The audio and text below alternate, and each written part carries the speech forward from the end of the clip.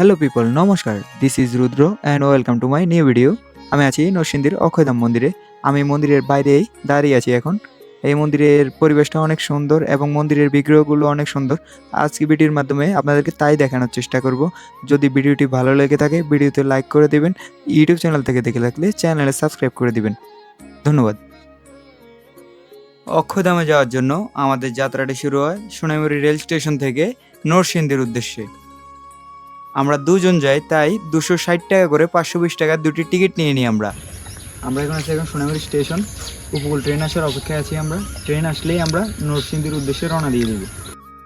ট্রেনের সময় সকাল 6টা বেজে 30 মিনিট, কিন্তু ট্রেন লেট হওয়ার কারণে আমরা এদিক ওদিক ঘোরাফেরা করতেছিলাম স্টেশনে।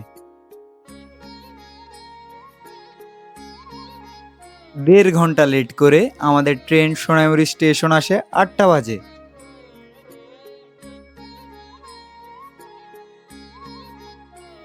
এরপর আমরা ট্রেনে উঠে যাই এবং ছুটতে থাকি আমরা নরসিংদীর উদ্দেশ্যে।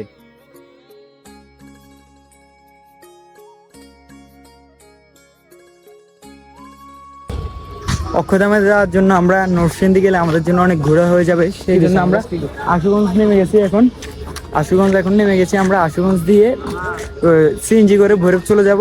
এরপর ভৈরব থেকে নারায়ণপুর, এরপর হচ্ছে আমরা অক্ষয়ধামে চলে যাব। 30 টাকা করে 60 টাকা দিয়ে অটোয় করে আমরা চলে যাই আশুগঞ্জ থেকে ভৈরব সিএনজি স্টেশন।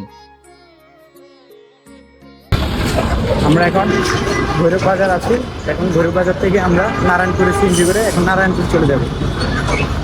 ভৈরব বাজার থেকে সিএনজিতে উঠে যাই আমরা নারায়ণপুরের উদ্দেশ্যে।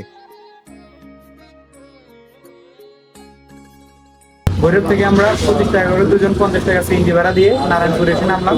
এখন আমার এক ভাই আসবে, ওর সাথে যুক্ত হয়ে আমরা তারপর যাবো হচ্ছে পিরিসকান্দি, যেখানে আমাদের অক্ষয়ধাম অবস্থিত সেখানে।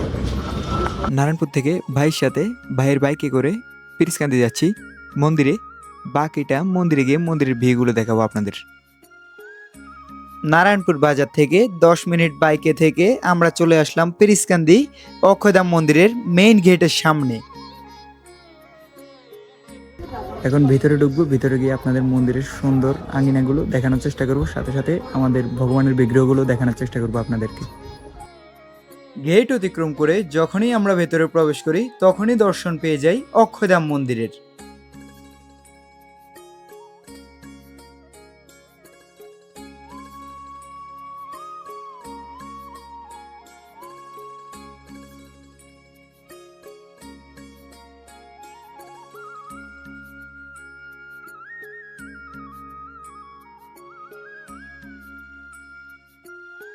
এরপর আমরা মন্দিরের ভেতর প্রবেশ করি এবং দর্শন পাই দুর্গা মন্দিরের।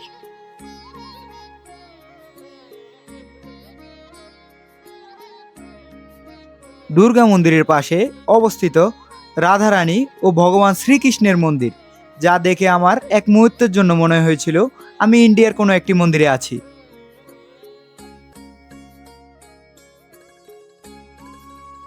রাধারানী ও ভগবান শ্রীকৃষ্ণ মন্দিরের পাশেই অবস্থিত মা কালীর মন্দির, যে মন্দিরের সামনে গিয়েই আমরা মা কালীর একটি অপূর্ব দর্শন পেলাম। সাথে বাবা মহাদেব তো আছেই। যারা মন্দিরটি স্থাপন করে তাদের মায়ের স্মৃতিচারণে মন্দিরের একটি দেয়ালেই দিয়ে দেয় তাদের মায়ের টাইলস করা একটি ছবি, যে ছবিতে তাদের মায়ের নাম দেয়া আছে সুরভিবালা পাল। তারা হচ্ছে পাল বংশ। অক্ষয়ধাম মন্দিরের বাইরেই ডান পাশে ভগবান শ্রীকৃষ্ণের একটি বিগ্রহ ছিল, যেখানে ভগবান শ্রীকৃষ্ণ বাঁশি বাজাচ্ছে।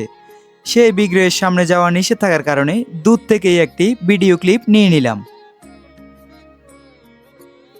অক্ষয়ধাম মন্দিরের বা পাশের এই রাস্তাটি দিয়ে 30 সেকেন্ড হাঁটলেই দর্শন পেয়ে যাব মহাদেব মন্দিরের, যেই মন্দিরের উপরেই দেয়া আছে ওং নমঃ শিবায়। মন্দিরের ভেতরে যাওয়া নিষেধ থাকার কারণে দূর থেকেই বাবা মহাদেবকে দর্শন করলাম এবং প্রণাম করলাম। মহাদেব মন্দিরের পাশেই রয়েছে ভগবান শ্রীকৃষ্ণ ও রাধারানীর আরও একটি বিগ্রহ, যে বিগ্রহের নিচেই একটি চার্ট রয়েছে যেখানে লেখা আছে অক্ষয়ধাম। এটি একটি পারিবারিক মন্দির। আর এই মন্দিরের প্রতিষ্ঠাতাকে এবং কিভাবে এই মন্দিরের প্রতিষ্ঠিত হয় সকল কিছুই আপনারা গেলে এই চার্টের ভিতর দেখতে পাবেন। আমরা যখন মন্দিরে গিয়েছিলাম তখন সময় ছিল দুপুরবেলা, তাই আমরা দুপুরে রাজভোগের আরতিও দর্শন করার ভাগ্য হয় এবং এর পাশাপাশি দুপুরের রাজভোগের প্রসাদও পেয়ে থাকি আমরা।